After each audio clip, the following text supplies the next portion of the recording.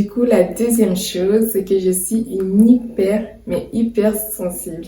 Enfin, au début, ça allait, enfin, c'est-à-dire avant d'avoir mes enfants, enfin, je pleurais vite fait pour quand il y a quelque chose de triste dans les vidéos, enfin, ou encore dans des films, ça va. Je pleurais, mais vite fait. Mais depuis un bon moment maintenant, j'arrive plus à ne pas pleurer. Je pleure pour tout et pour rien.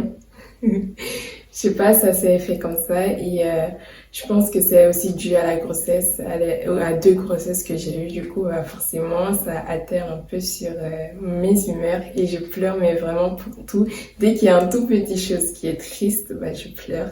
Et ça a été comme ça enfin, c'est comme ça depuis un bon moment maintenant. Il me faut un très petit truc pour pouvoir pleurer. C'est tout comme ça, vous savez.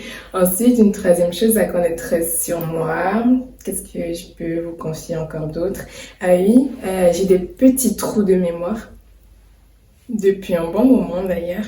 J'ai des petits trous de mémoire. En gros, pour vous expliquer en bref, depuis ma première grossesse, enfin ça c'est des symptômes qu'on dit presque pas souvent, mais il faut savoir que pendant la grossesse, tu as des trous de mémoire et après la grossesse, ça peut s'atténuer et revenir à la normale, mais pour moi, ça n'a pas du tout été le cas. Ça arrive à un peu tout le monde. Ce que tu veux dire, elle est au bout de ta langue, mais tu n'arrives pas à le faire sortir après quand tu ouvres la bouche.